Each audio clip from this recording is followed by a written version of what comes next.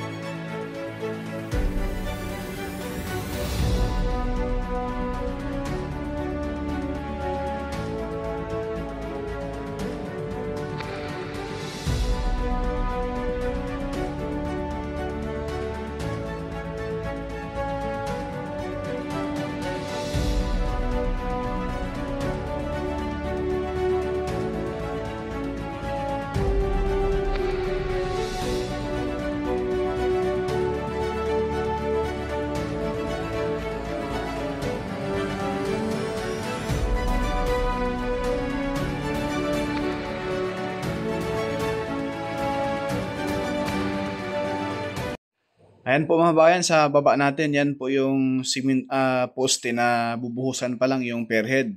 Pero dyan sa unahan, mula rito sa may crane na pula na yan, hanggang doon sa mismong kulay dilaw doon sa dulo, yan na po yung launching gantry. Na kung saan, one to sawa na po yung 24/7 na po yung paglatag ng segmental box girder. Paspasa na po ito mga bayan. Dahil ngayon po ay maganda ang panahon, summer na. Kaya ito po yung mas mapabilis ang trabaho nila. Kasi pagdating naman ng tag-ulan, medyo maantala na naman yan mga kabayan. So ayan po, makikita natin dito na sobrang kinis na po yung mga poste. May mga pierhead na, tapos na. And nakahanda na po yan sa paglatag. So masasalain natin sa pinakadulo mga kabayan, yung mismong Mount Makiling, no? Sobrang ganda tingnan rito mga bayan. Once na ito ay matapos, magbiyahe na yung PNR sa antay-antay lang po, no? Ito pa po yung talagang pinupursigi po talaga ito ni dating Pangulong Duterte. Dahil ito po yung long-term solution sa traffic na lumala rito sa South, sa Laguna Province, and also Bulacan, Pampanga, and Clark po mga bayan. Yan lang po ang ating latest progress rito sa PNR ni Sir South. Forecast to dyan di sikat pero nag-abot ng balitang tapat.